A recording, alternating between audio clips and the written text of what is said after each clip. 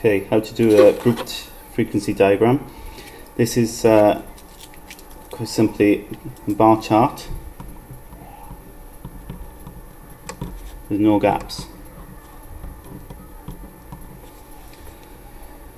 Okay, so you've got the values up here, data values, the axes values have been given to you. Look at the first group here, between 0 and 5, 19 pupils. Okay, so you want a bar going from 0 to 5 all the way up to 19. Now there's no 19 on this scale. As you can see, if you go in between 20 and 16, you have 18.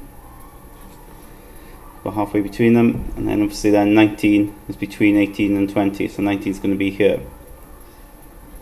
Okay, so make sure when you draw your bar that it is exactly halfway between 18 and 20, so it actually will go through the middle of the square there. You draw your bar across and down to 5. The next bar is between 5 and 10, and it goes up to 17. So 17 is between 16 and 18, so you've got 17 here. Your bar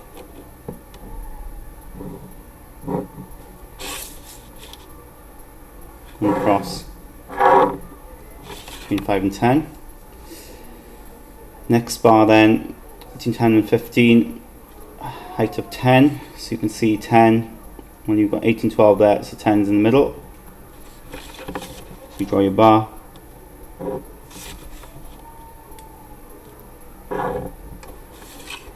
Okay, so we've got our bar, the third bar there.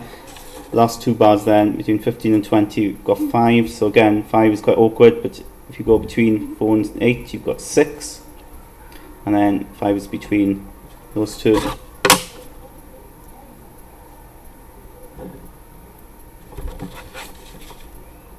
And the last bar then is of height 2, so 2 is between 0 and 4.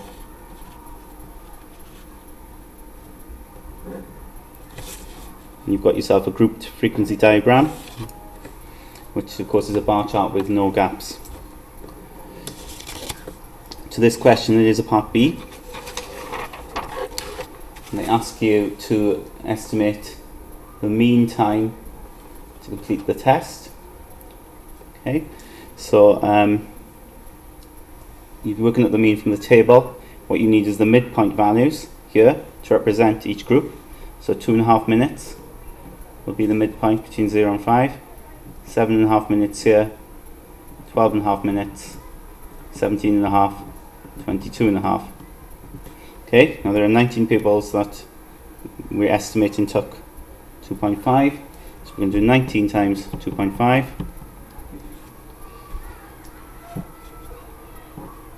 And we're going to add then 17 pupils that took 17.5.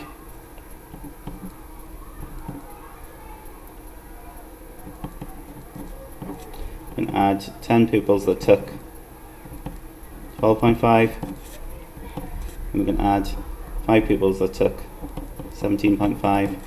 We can add 2 pupils that took 22.5. Of course, when it comes to the mean, you need to then divide by how many are there in total. So when I divide by how many is there, I need to add up all of these pupils here. So I add up all of these.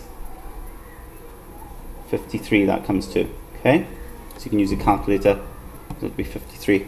Now I'm going to use my calculator to work out these answers here. So I've got 19 times 2.5 is 47.5 here. And we've got 17 times 7.5, 127.5, and that's going to be 125. And we've got 5 times 17.5, 87.5, and then we've got 45 at the end, all over 53.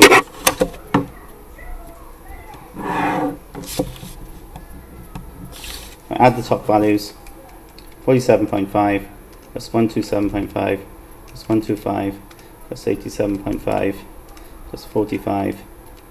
That comes to 432.5 all over 53.